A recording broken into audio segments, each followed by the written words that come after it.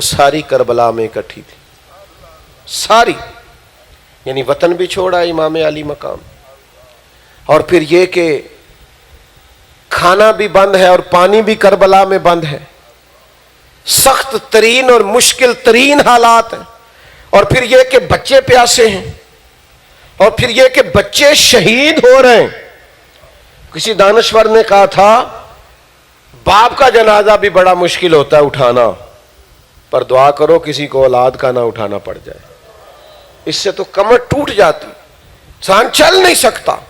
لیکن امام علی مقام نے وہ جنازے اٹھائے، اٹھا کر کے لائے، لیکن کسی جگہ بھی امام علی مقام بے صبری کا معاذ اللہ مظاہرہ کرتے نظر، ہائے فائے کرتے نظر۔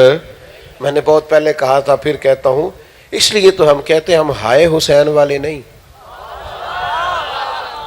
آپ کو تو یاد ہے ماشاءاللہ، ہم ہائے حسین والے نہیں، ہم واہ حسین والے، ہم کہتے ہیں واہ حسین، کمال کر دی، کمال کر دی آپ، اتنا صبر، اتنا حوصلہ، یعنی گھر میں ایک میت ہو جائے تو کئی دنوں تک لوگوں کے ہوش نہیں قائم رہتے، لیکن امام علی مقام نے خود سارے جنازے اٹھائے، پھر بھی امامہ باندھا ہے، ذوالفقار حیدری پکڑی ہے، گھوڑے پہ چڑھے ہیں، درجنوں بیسیوں دشمنوں کو انہوں نے نیست و نابود کیا ہے۔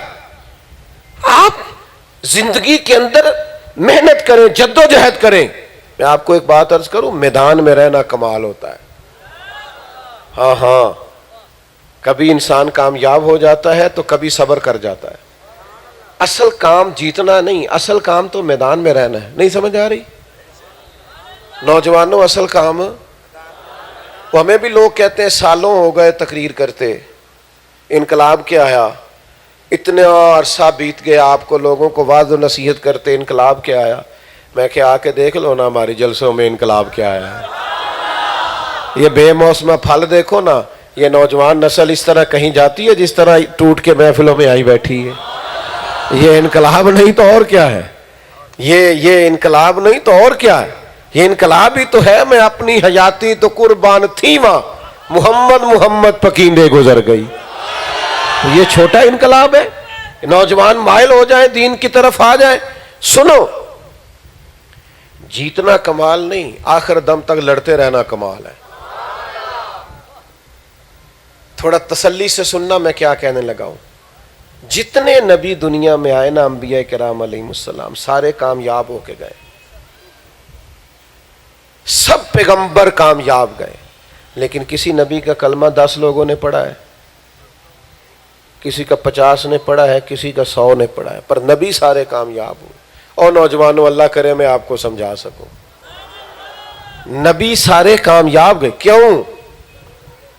کہ اللہ نے جو ڈیوٹی لگائی تھی وہ ڈیوٹی انہوں نے پوری سر انجام دی۔ وما علینا الا البلاغ، انہوں نے کھول کر بیان کیا، کھول کر دین سنایا ہے۔ باقی تو رب کی رحمت کا فیصلہ ہے کہ کس کو ہدایت ملنی ہے، کس وقت ملنی ہے، کس ٹائم پہ ملنی ہے۔ میدان میں رہنا کمال ہوتا ہے، میدان میں۔ میں بات سمیٹ رہا ہوں، ایک شہر کے اندر نا لوگ بڑے بیمار ہوتے تھے، اور ایک مرض موذی تھا، وہ سب کو آ لیتا تھا۔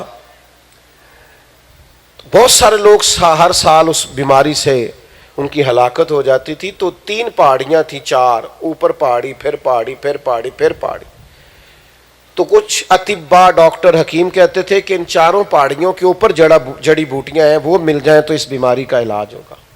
لیکن وہ ڈھلان بڑی سخت تھی، کون جائے، کون جڑی بوٹیاں لے، راستہ ہی کوئی نہیں۔ تو لوگ سوچ کے چھوڑ دیتے تھے، بڑا مشکل کام ہے، بڑا مشکل ہے، بڑا مشکل ہے۔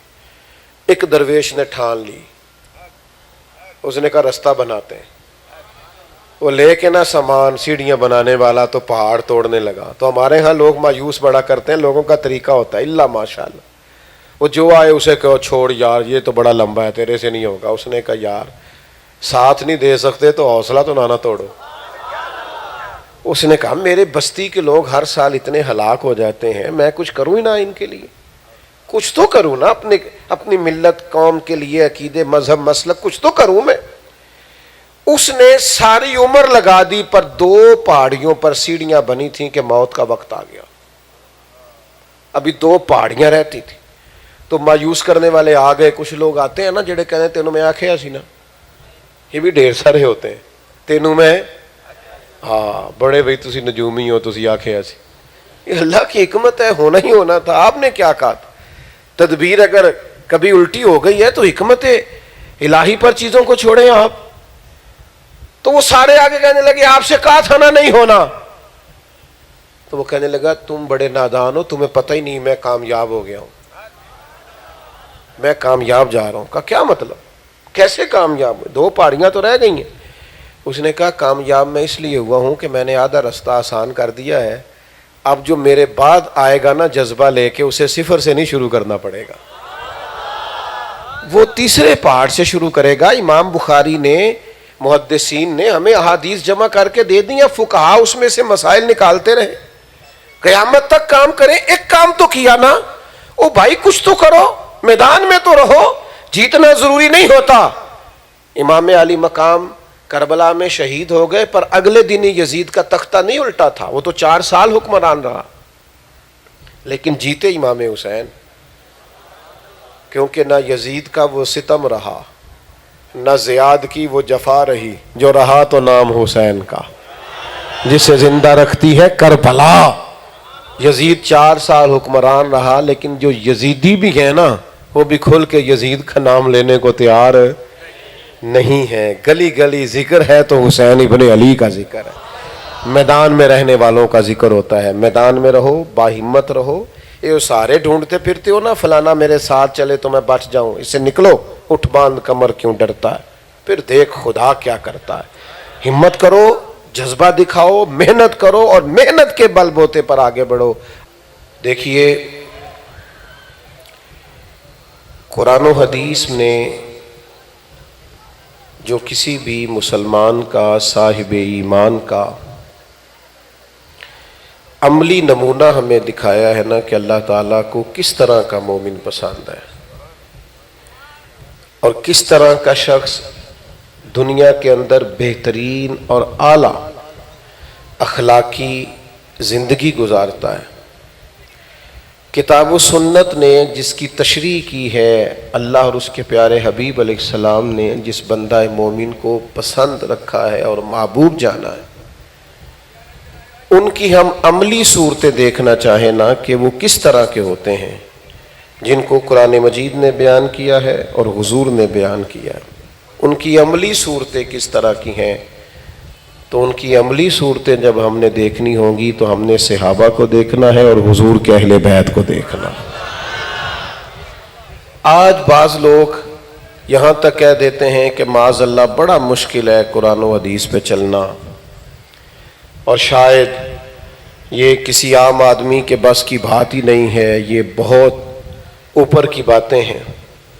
تو بھائی یہ جو ہم دن مناتے ہیں اور یہ جو ہم تذکرے کرتے ہیں, یہی تو ہم لوگوں کو بتانا چاہتے ہیں کہ آؤ ہم تمہیں ان لوگوں کی زندگیوں کے بارے میں بتائیں جنہوں نے کتاب و سنت کی عملی صورتیں بن کے امت کو دکھایا ہے. اور پھر اللہ تعالیٰ نے قرآن مجید کے اندر ہمیں یہ حکم دیا کہ یہ وہ عظیم لوگ ہیں صحابہ اور اہل بیت جن سے ہمیں محبت کرنی چاہیے, ہمیں ان سے پیار کرنا چاہیے. محبت کریں گے تو ظاہر ہے کہ پھر ہم ان کے طریقوں پر بھی چلیں گے. قرآن مجید نے ارشاد فرمایا کہ قُل لَا أَسْأَلُكُمْ عَلَيْهِ أَجْرًا إِلَّا الْمَوَدَّةَ فِي الْقُرْبَى. اے محبوب علیہ السلام, آپ اپنے غلاموں سے فرما دیں کہ میں تبلیغ دین پر تم سے کوئی اجر نہیں مانگتا, بس میرے قریبیوں سے محبت کرتے رہنا. اہل بیت نبوت سے پیار کرنا, میرے گھر والوں سے محبت کرنا, ان کی عقیدتیں تمہارے دلوں میں ہونی چاہیے. دوستو یاد رکھیے گا کہ جب ہم حضور کی اولاد پاک سے پیار کریں گے نا, تو جینا بھی ہمیں پھر ہی آئے گا اور مرنا بھی پھر ہی آئے گا. یہ وہ بلند پایا عظیم المرتبت لوگ ہیں کہ جن کے کردار و عمل میں وہ روشنی اور وہ رعنائی ہے, وہ حسن اور وہ خوبصورتی ہے کہ جو انسان کو زندگی کی لذت سے بھی آگاہ کرتی, آپ دیکھیں نا چھوٹی چھوٹی باتوں پہ لوگ کہنے لگ جاتے ہیں میں نے مر جانا ہے معاذ اللہ، میں جیوں گا نہیں. تھوڑے سے مسائل ہوتے ہیں تو لوگ اپنے آپ کو بد دعائیں دینے لگ جاتے ہیں. یہ ذرا ذکر تو دیکھو اہل بیت نبوت کا، ساری مشکلات اکٹھی آ گئیں پھر بھی انہوں نے جی کے دکھایا ہے اور گزارا کر کے دکھایا ہے. ذرا نہیں گھبرانا، ذرا نہیں پریشان ہونا. دکھ تو پیارے ہوتے ہیں اس لیے کہ دکھ ہو تو دل ٹوٹتا ہے، دل ٹوٹتا ہے تو رب رسول سے جڑتا ہے. اللہ کی بارگاہ میں رونے کا تبھی تو انسان کو مزہ آتا ہے. تو اہل بیت سے پیار کریں، محبت کریں، ملے گا کیا؟ نبی کریم علیہ السلام نے فرمایا جو مجھ سے، علی سے، فاطمہ سے، حسنین سے پیار کرے گا نا وہ جنت میں بھی ہمارے ساتھ ہوگا. ان کی محبت حضور کا قرب دیتی ہے. ہمارے سینوں کے اندر ہمیں خود ٹٹولنا چاہیے کہ اور بڑی ساری محبتیں پلتی ہیں. عہدوں سے پیار ہے، دولت سے پیار ہے، شہرت سے پیار ہے، تعریف سننے سے پیار ہے. غور کرنا چاہیے کیا ہمیں حسنین سے بھی پیار ہے، مولا مرتضیٰ شیر خدا سے بھی پیار ہے، سیدنا عثمان غنی سے، سیدنا فاروق اعظم سے، حضرت ابو بکر صدیق سے. ہمیں ان لوگوں سے پیار کرنا، اور یہ محبت جب آپ کریں گے تو آپ کا دل ٹھنڈا ہوگا. ایک مشورہ دینا ہے آپ کو، اللہ تعالیٰ جس کو بھی صاحب اولاد کرے، اس کے ہاں اولاد ہو یا اولاد کے ہاں اولاد ہو، وہ والد بنے یا دادا یا نانا بنے، تو کوشش کریں اپنے بچوں کے نام حضور کے، صحابہ اور اہل بیت کے ناموں پہ رکھیں. نام کا شخصیت پر بڑا اثر ہوتا ہے. آپ کو محسوس ہوگا کہ وہ نام رکھنے سے اس بچے کی شخصیت پر، آپ کی شخصیت پر گہرے اثرات ہوں. تو ایک تو ان سے خوب پیار کریں، محبت کریں، اور دوسرا یہ یاد رکھیں کہ یہ جو لوگ آج معاذ اللہ صرف اپنی تقریریں چمکانے کے لیے مشاجرات بیان کرتے ہیں اور صحابہ اور اہل بیت کے مابین باتوں کو بیان کرنے کی کوشش کرتے ہیں، اچھی طرح سمجھ لیں کہ جن کے بارے میں قرآن نے کہہ دیا ہے نا اشداء علی الکفار رحماء بینہم، رب کہتا ہے وہ کافروں پہ سخت ہیں، آپس میں تو بڑے رحم دل ہیں. تو مشاجرات میں نہ الجھیں، بلکہ ایک بات سنیں، نبی پاک کی ساری اولاد کا پیار ہمیں سکھایا ہی حضور کے صحابہ نے. ہم نے سیکھا ہی صحابہ سے. صحابہ کرام علیہم رضوان نے ہی روایت کیا، صحابہ نے ہی اپنی عملی زندگی میں اس کا نفاذ کیا. صحابہ کرام علیہم رضوان کی بدولت ہی ہمیں وہ خاص حصہ وافر ملا. کتنا بڑا نام ہے حضرت صدیق اکبر کا. انبیاء کے بعد سب سے بڑا درجہ رکھتے ہیں، لیکن جناب صدیق اکبر قسم اٹھا کے فرماتے ہیں، قسم اٹھا کے فرماتے ہیں مجھے اللہ کی قسم، مجھے اپنے ہر رشتے سے نبی پاک کا رشتہ زیادہ پیارا ہے. مجھے حضور کے تعلق اپنے تعلقات سے زیادہ محبوب. وہ پیار کرتے ان لوگوں کے دلوں کے اندر نبی پاک کی، اولاد پاک کے لیے جو جذبات تھے، اسی نے تو آگے چیزیں تقسیم کی ہیں. کتنے بڑے ہیں حضرت فاروق اعظم. ایک دفعہ ایسا ہوا کہ امام حسن رضی اللہ تعالیٰ عنہ حضرت عمر فاروق رضی اللہ تعالیٰ عنہ کی ملاقات کے لیے تشریف لے گئے، اور جب وہاں پہنچے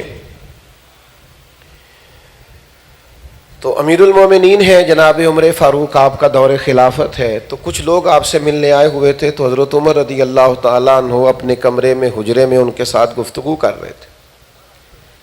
جناب سیدنا امام حسن جب پہنچے تو انہوں نے جا کے دیکھا کہ دروازے پر باہر، کمرے کے باہر آپ کے اپنے بیٹے جناب عمر کے بیٹے حضرت عبداللہ ابن عمر کھڑے ہیں.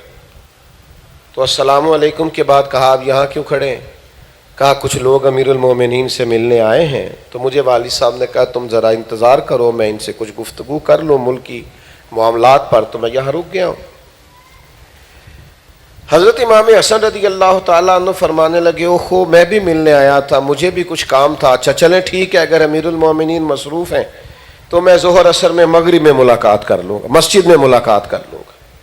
ہر نماز میں مسجد میں تو حاضری ہوتی ہے، تو میں وہاں مل لوں گا. حضرت عبداللہ ابن عمر فرمانے لگے کہ جناب آپ تشریف لے جائیے، مل لیجیے۔ وہ تو مجھے کہا ہے، کہا نہیں شہزادے کوئی مسئلہ نہیں ہے، میری مسجد میں ملاقات ہو جائے گی، میں بات کر لوں گا۔ امام حسن واپس تشریف لے گئے۔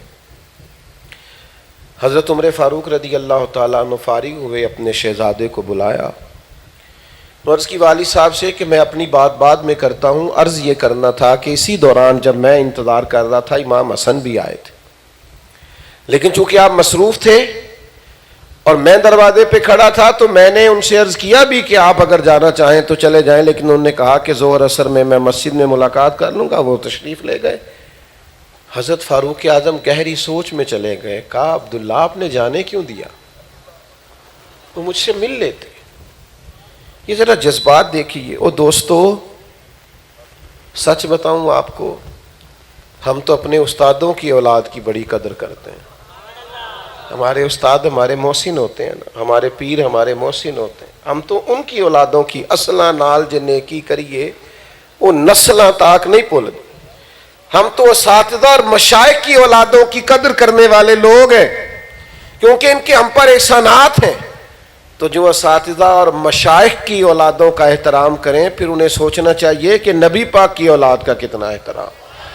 تیری نسل پاک میں ہے بچہ بچہ نور کا، تو ہے عین نور تیرا سب گھرانہ نور کا۔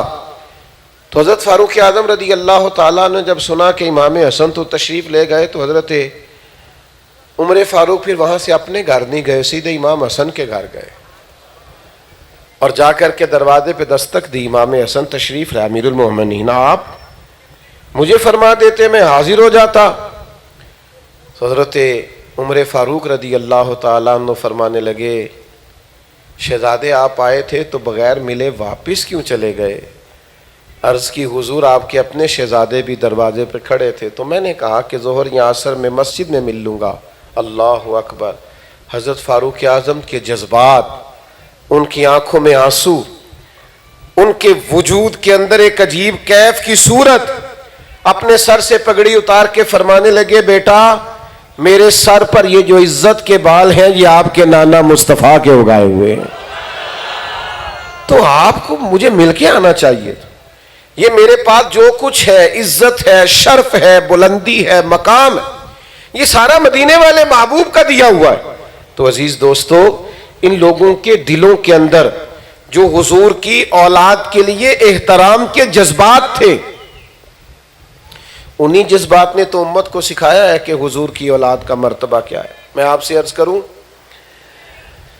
بہت بڑا نام ہے نا سیدنا ابو ہریرہ رضی اللہ تعالیٰ عنہ کا۔ جب بھی کوئی دروازہ رسول پہ حاضر ہونا چاہتا ہے نا، حضور کی کوئی حدیث بیان کرتا ہے تو وہ پہلے حضرت ابو ہریرہ کا نام لیتا ہے کہ حضرت ابو ہریرہ روایت کرتے ہیں۔ کثرت سے ان کی مرویات، اتنے بڑے آدمی ہیں، تاریخ نے، محدثین نے، سیرت نگاروں نے جگہ جگہ ان کے تذکرے کیے، ان کے وسیلے سے حضور علیہ الصلوۃ والسلام کے ہزاروں ارشادات امت تک پہنچے۔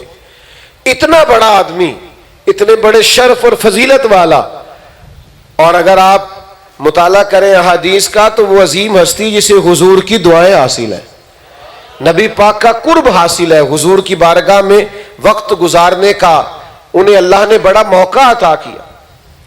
حضرت ابو ہریرہ رضی اللہ تعالیٰ عنہ ایک دن بیٹھے تھے تو امام حسن، امام حسین تشریف لائے، تو آپ گھوڑے سے اترے، زمین پہ قدم مبارک رکھا تو کچھ مٹی آپ کے پیروں کو لگ گئی۔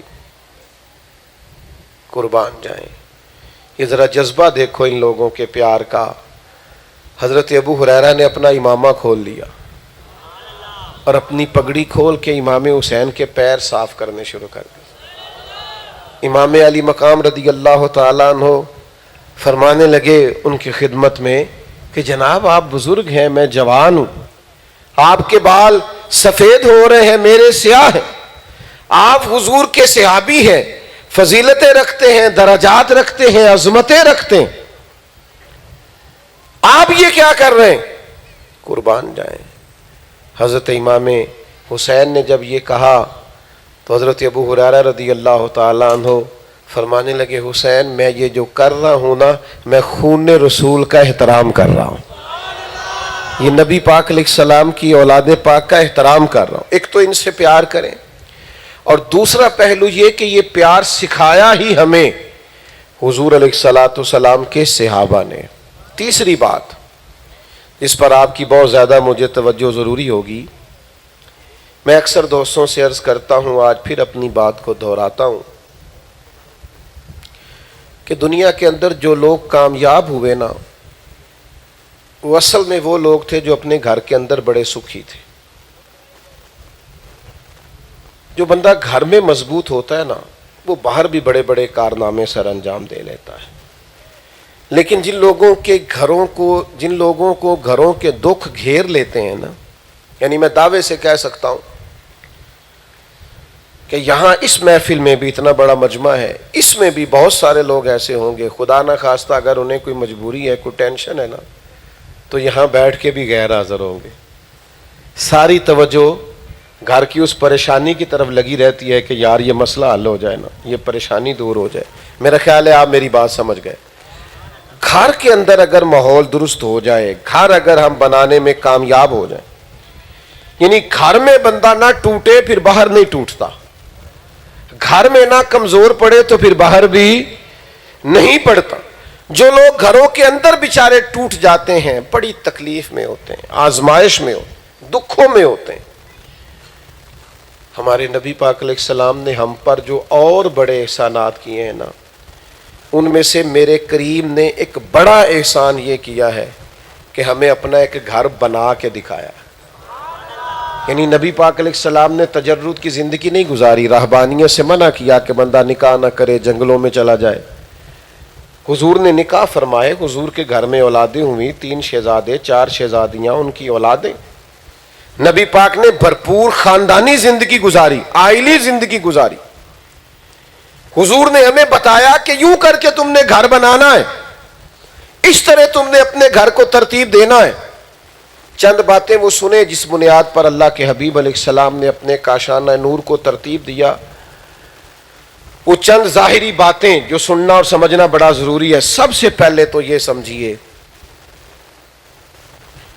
کہ نبی پاک علیہ السلام نے اپنے گھر والوں کو وقت بڑھا دیا۔ حضور گھر میں ٹائم دیتے تھے، ہم بھی ٹائم دیتے ہیں، کچھ موبائل کو، کچھ دوستوں کو، کچھ دوستوں کے ساتھ سیر سپاٹے کو۔ یعنی سارا دن ڈیوٹی سے آئے، شام کو پھر ہم نے 10-15 دوست رکھے ہوئے ہوتے ہیں، کچھ دیر گھر میں رکے پھر ان کے ساتھ چلے گئے۔ تو بچوں کو ٹائم کون دے گا؟ ان کے سوالوں کے جوابات کون دے گا؟ ان کے ذہنوں میں ابھرنے والے وساوس کا سدباب کون کرے گا؟ ہمیں تو تب ہوش آتی ہے جب بچہ کسی بد عقیدہ کے ہتھے چڑھ جاتا ہے یا کسی بری محفل میں بیٹھنے لگتا ہے، اخلاق کردار بگڑنے لگتا ہے۔ ہم ٹائم ہی نہیں دیتے اپنی اولاد کو۔ اپنا وقت اپنے بچوں کے درمیان صرف کریں، اپنے گھر میں ٹائم گزاریں، اور گھر جا کے موبائل کم استعمال کریں۔ بچوں کی باتیں سنیں، ان کے سوالات لیں، ان سے دوستی کریں۔ اگر کوئی انہیں تکلیف دے رہا ہے تو وہ خوف نہ کھائیں آپ سے، وہ آپ سے کہہ سکیں، اپنے دل کی بات کر سکیں۔ آپ دوسروں کے باغ کو پانی دیتے رہتے ہیں اور اپنے بوٹے سارے خشک رہ گئے، یہ انداز تو درست نہیں ہے۔ آپ ان کے ساتھ ٹائم گزاریں، وقت بتائیں۔ یہ دیکھو نا، صحیح بخاری میں حدیث ہے، حضور علیہ السلام کی سب سے بڑی نواسی حضرت امامہ بنت زینب رضی اللہ تعالی عنہا، جو حضور کی سب سے بڑی صاحبزادی جناب زینب کی بیٹی ہیں۔ صحابہ فرماتے ہیں حضور نماز پڑھنے آتے تھے تو اکثر اس چھوٹی سی بچی کو بھی اٹھا کے ساتھ لے آتے تھے۔ ایک چھوٹی سی بات آپ سے کر لوں اگر آپ ناراض نہ ہوں تو؟ نہیں، آپ سارے بولے نہیں، آپ نے ناراض ہو جانا ہے۔ یہ بات میں نے اصل میں حاجیوں نمازیوں سے کرنی ہے، اس لیے تھوڑی سی معذرت کر رہا ہوں۔ بعض حاجی نمازی بھی میری طرح کے اپنی مرضی کا تقوی رکھتے، کہتے بچے نو لے جا، میں نماز پڑھنی ہوں۔ سبحان اللہ، آپ زیادہ پاکیزگی دکھا رہے ہیں، حالانکہ مدینے والے محبوب تو بچوں کو اٹھا کے مسجد میں تشریف لا رہے ہیں۔ یہ آپ نے کیا فلسفہ اختیار کیا ہے کہ بچوں کو لے جاؤ، میں نماز پڑھتا ہوں لہذا بچہ قریب نہیں آنا چاہیے؟ نماز تو دل میں نرمی لاتی، اس کو سمجھو۔ حضور علیہ السلام نماز پڑھ رہے ہوتے تھے، حالت سجدہ میں محبوب کے نواسے کندھوں پہ سوار ہو جاتے تھے۔ تو بچوں کے ساتھ تو آپ وقت بتائیں، آپ پیار کریں، ان کے یہ سب سے زیادہ ٹھنڈ اس وقت پڑتی ہے جب بندہ تھکا رہا ہے اور دوڑ کے بچہ چھوٹا سینے سے لگے، ساری تھکاوٹ ہی اتر جاتی ہے۔ اس خوبصورتی کو محسوس کرو، اس کو اپنے اوپر طاری کرو۔ دیکھو نا یار، یہ ساتھ ہی گھر تھا سیدہ فاطمہ کا، مسجد شریف کے بالکل ساتھ۔ پھر بھی ایک دن حضور نے فرمایا فاطمہ میرا دل کرتا ہے آج رات میں آپ کے گھر آ کے قیام کروں۔ آپ اس کو سمجھو، میں بڑا بیزی ہوں، میں بڑا مصروف ہوں، مجھے ٹائم نہیں ملتا بچوں کو دینے۔ حضور سے زیادہ بھی کسی کی زندگی مصروف ہوگی، 23 سالوں میں انقلاب برپا کیا۔ پھر بھی کریم فرمانے لگے فاطمہ کل رات ساری رات آپ کے گھر میں قیام کروں گا۔ حضور تشریف لے گئے، سیدہ فرماتی ہیں محبوب میرے گھر میں آرام فرما رہے ہیں، ایک طرف امام حسن کو سلایا، ایک طرف امام حسین کو سلایا۔ رات کو امام حسن نے دودھ مانگا تو میں نے چاہا اٹھ کے پیالے میں دودھ ڈال کے دیتی ہوں، تو فرمایا فاطمہ آپ لیٹ جائیے، میرے ساتھ سوئے ہیں، دودھ بھی میں ہی پلاؤں گا۔ تو نبی پاک علیہ السلام نے پیالے میں دودھ ڈالا، امام حسن کو عطا فرمانے لگے تو امام حسین بول پڑے نانا جی میں نے بھی پینا ہے۔ تو حضور نے فرمایا نہیں پہلے حسن کو ملے گا۔ تو سیدہ فرماتی میں نے عرض کی یا رسول اللہ لگتا ہے حسن سے زیادہ پیار ہے۔ فرمایا نہیں، پیار دونوں سے بڑا ہے، ایک جیسا ہے، پر مانگا پہلے حسن نے ہے نا۔ تو بھائی آپ وقت تو دینا، آپ ٹائم تو دیں، آپ بچوں کو وقت ہی نہیں دیتے۔ اقرا بن حابس آئے نا تو انہوں نے دیکھا نبی پاک علیہ السلام بچوں کے ساتھ محبت کر رہے ہیں، پیار ہو رہا ہے، حضور بچوں کی باتیں سن رہے ہیں، شفقت کا دروازہ کھلا ہوا ہے، دل لگی ہو رہی ہے۔ تو وہ عرض کرنے لگے یا رسول اللہ صلی اللہ علیہ وسلم میں تو نہیں بچوں کو وقت دیتا۔ آپ کی توجہ ہے؟ کہ کچھ لوگ ماشاءاللہ بڑے سمارٹ ہوتے ہیں، وہ اپنے بچوں کو بھی ٹائم نہیں دیتے، اپنا بچہ بھی اٹھا کے باہر نہیں لاتے، سمارٹ بڑے ہوتے ہیں نا جناب، کوئی بولنا دے کے یہ بچوں کو کھلا رہا ہے، خود لے کے آ رہا ہے۔ انہوں نے بھی کہا حضور آپ بڑا وقت دیتے ہیں میں تو نہیں دیتا۔ تو پتہ ہے حضور نے کیا جواب دیا؟ کریم فرمانے لگے اگر تیرے دل سے اللہ نے رحمت نکال لی ہے تو میں کیا کروں، مجھے تو رب نے رحمت للعالمین بنایا۔ اگر تیرے دل میں رحمت نہیں ہے تو نہ صحیح، مجھے تو رب نے رحمت للعالمین۔ تو عزیز سب سے پہلی بات تو یہ کہ اپنی اولاد کو وقت دیا کریں۔ میں ذمہ داری سے کہتا ہوں کہ ہم میں سے ڈھیر سارے لوگ ایسے ہیں جو اپنے بچوں کو وقت نہیں دیتے، ادھر ادھر ضائع کرتے ہیں، اس کا نتیجہ بڑا خوفناک نکلے گا۔ اگر آج آپ بچوں کے ساتھ اٹیچ نہیں ہیں تو بڑھاپے میں بچے بھی آپ کے ساتھ اٹیچ نہیں ہوں گے۔ اگر تعلق اچھا بنے گا آج تو کل کو وہ بھی آپ کے پاس بیٹھیں گے، اور اگر آج آپ کو دقت ہوتی ہے ان کو پاس بٹھاتے پیار کرتے تو پھر مت کہیے گا کہ جناب حد ہو گئی، بچے آتے ہی نہیں میرے پاس، بیٹھتے ہی نہیں۔ دوسری بات، ہم سمجھتے ہیں کہ کروڑوں لاکھوں روپیہ گھر میں لے آئیں تو پھر شاید ہمارے بچے بڑے خوش رہیں گے، سکھی رہیں گے۔ یاد رکھو دولت بہت ساری بندہ جمع کر لے لیکن بچے اس کے ضائع ہو جائیں نا تو وہ دولت بھی چٹکیوں میں برباد کر دیتے ہیں۔ بچے اگر قابل نہ ہوں، اگر آپ بچوں پر توجہ دینا، ان کو قابل بنائیں تو سب سے بڑی دولت اولاد بن جاتی ہے۔ وہ کسی کے محتاج نہ ہوں، دست نگر نہ ہوں، پڑھے لکھے ہوں، باصلاحیت ہوں، باہنر ہوں، بچوں پر توجہ دیں۔ ہم پیسہ جمع کرتے رہتے ہیں بچوں کے لیے، کریں اچھی بات ہے، حلال رزق جمع کرنا منع نہیں، لیکن بچوں کی تعلیم و تربیت پر بھی تو دھیان دینا۔ یہ ذرا حضور علیہ السلام کی دعا سنیے گا، ترمذی میں موجود ہے۔ نبی کریم علیہ السلام نے اللہ کے حضور دعا کی، اے اللہ ایک وقت روٹی دینا اور ایک وقت فاقہ دینا۔ مانگتے ہیں آج یہ لوگ دعا کہ یا اللہ ایک وقت فاقہ دینا، مانگتے ہیں لوگ۔ اے اللہ ایک وقت کا فاقہ دے، اور اللہ کے حضور نبی کریم عرض کرتے یا اللہ جب تو رزق دے تو میں تیرا شکر ادا کروں، اور جب فاقہ ہو تو میں تیری بارگاہ میں التجا کروں۔ بچوں کو اگر تھوڑا بہت کبھی ان کی مرضی کے خلاف بھی کوئی چیز آئے تو انہیں قبول کرنے کی عادت ہونی چاہیے۔ جو بھی مانگتے ہیں انہیں ملتا ہے، بھائی کبھی کبھی نہ بھی ملے تو اس میں فائدہ ہے، اس میں نفع ہے، نہ بھی کبھی کبھی ملے، کیوں کہ پھر انہیں صبر کرنا آئے گا، جینا آئے گا۔ کبھی زندگی میں کسی چیز کے نہ ملنے سے یہ مایوس نہیں ہوں گے۔ تو حضور علیہ السلام نے دیکھیں حضور کا فقر اختیاری ہے، نبی پاک مجبور نہیں ہے کہ ایک مہینہ گھر میں چولہا نہ جلے، حضور مجبور نہیں، نبی پاک نے اللہ سے مانگ کے لیا۔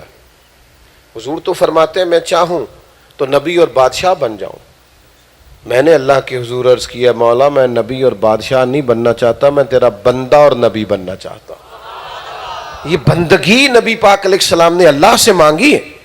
تو میرے عزیز اس کو سمجھنا ہے اور ہمیں اپنی زندگی میں لانا ہے کہ اپنے گھروں کے اندر محض دولت کے انبار لگا دیے اور بچوں کے اخلاق کا پتہ ہی نہیں، ان کے رویے تلخ ہیں، ان کے مزاج میں ترش روئی ہے، وہ ماں کی بھی سخت بات کو برداشت نہیں کرتے۔ دیکھیں حضور نے کیا فرمایا، کریم فرماتے ہیں کسی باپ کا اپنی اولاد کے لیے سب سے بہترین تحفہ یہ ہے کہ اسے اچھا ادب سکھائے۔ مشورے کرتے پھرتے ہو نا بچے کی سالگرہ کیا تحفہ دینا ہے، تو یہ مشورہ اللہ کے رسول نے دیا ہے، فرمایا بہترین تحفہ یہ ہے کہ اسے اچھا ادب سکھائیں، تعظیم سکھائیں، تعلیم دیں، تہذیب سے آگاہ کریں۔ نبی پاک علیہ الصلوۃ والسلام نے اپنی اولاد کے لیے اللہ سے فخر مانگا، لیکن ایک اور بڑی لطیف بات، جتنی بھی سیرت کی کتابیں ہیں نا سیدہ پاک پہ لکھی گئیں یا حسنین کریمین پہ لکھی گئیں، اس میں آپ کو انوکھی بات ملے گی، یہ بھی ہر سیرت نگار نے لکھا ہے کہ گھر میں مہینہ چولہا نہیں جلتا تھا، اور یہ بھی سب نے لکھا ہے کہ جو دروازے پہ آتا تھا اسی جھولی بھر کے عطا کیا جاتا۔ سخاوت بھی سب نے۔ پیارے بیٹے بیٹھ جاؤ، عزیز بھائی بیٹھ جائیں آپ، اللہ آپ کو سلامتی دے، برکتیں دے، سلام۔ بس اب تو ویسے بھی مضمون مکمل ہو گیا، میں بات سمیٹنے لگا ہوں۔ دعا فرمائیں قرآن مجید پر توجہ رکھنے کی توفیق دے، آمین تو کہہ دیں۔ مجھ سے نا ایک دوست نے چلا پوچھا، کہنے لگا کوئی وظیفہ بتائیں۔ میں نے کہا پہلا وظیفہ یہ ہے کہ 20 منٹ موبائل کو ہاتھ نہیں لگانا، لیکن وہ بھی ہسیا ہی سی جویں تسی نہیں سارے ہسے، اس چلے میں کامیاب نہیں ہوا۔ پتہ نہیں کیا ہو گیا بھائی، یہ اتنا تو نہیں دماغ پہ سوار کرنے والی چیز جتنی ہم نے کر لی۔ تھوڑا سنیں، میں بات کو مکمل کرنے لگا ہوں، سمیٹنے لگا ہوں۔ دیکھو ایک بڑی بنیادی اور اہم چیز جس کا سمجھنا بڑا ضروری ہے، نبی پاک علیہ السلام نے نا اپنی اولاد پاک کو صبر سکھایا ہے، استقامت سکھائی ہے، حوصلہ سکھایا۔ ساری خواہشات پوری نہیں ہوا کرتی، تو اگر یہ مزاج بن جائے نا کہ مجھے ہر منہ مانگی چیز ملے گی تو یہ انداز ٹھیک نہیں ہے۔ صرف ہماری تعلیم کے لیے یہ انداز نبی پاک نے اختیار کیا، ورنہ حضور کسی کو خالی نہیں لوٹاتے، خالی یہاں بھی نہیں لوٹایا، لیکن متبادل چیز دی، بلکہ اس سے بہتر دی۔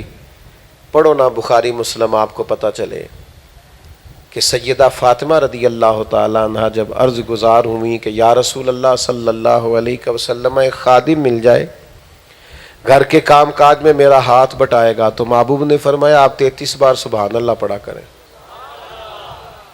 33 بار الحمدللہ پڑھا کریں، اور 34 بار اللہ اکبر پڑھا کریں۔ جب بھی یہ تسبیح مکمل ہوگی اللہ غلام آزاد کرنے کا ثواب عطا کرے۔ لیکن گھر کے کام کاج سیدہ کرتی رہی ہیں، انہوں نے ڈیوٹی کی، سنیں جی اللہ آپ کو سلامت رکھے، انہوں نے ڈیوٹی کی، خدمت کی، وہ کام کرتی رہیں، ہمیشہ اپنے گھر کا کام کرتی رہیں۔ میرے عزیز آپ جب تک صبر والا مقام پہ نہیں آتے، حوصلے والے مقام پہ نہیں آتے، دیکھو جتنی مشکلات کسی شخص کو آ سکتی ہیں نا، کسی کو وطن کی مشکل آتی ہے کہ اسے پردیس کاٹنا پڑ رہا ہے، کسی کو مالی مشکل آتی ہے کہ اس کے پاس کھانے پینے کو اس وقت کچھ نہیں، کسی کو معاذ اللہ یہ مشکل آتی ہے کہ اولاد پریشان ہے، کسی کو یہ مشکل آتی ہے کہ اب خدا نہ خواستہ جان کا مسئلہ بن گیا ہے، پتہ نہیں جان بچے گی کہ نہیں۔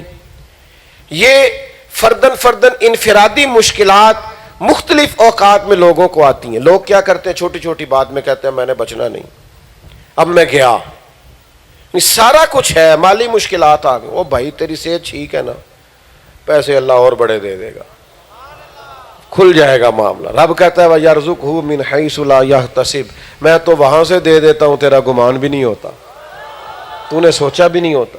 تو ذرا سی مالی مشکل آ گئی، حالات خراب ہو گئے، لوگ جناب وہ ساری خوشیاں ہی چلی گئیں۔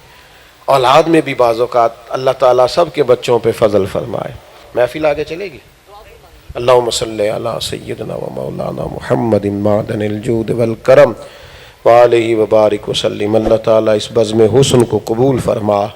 اللہ ہمارے گناہوں کو معاف فرما، ہماری غلطیوں سے درگزر فرما، علم نافع عمل صالح کی توفیق عطا فرما، بیماروں کو شفا عطا فرما.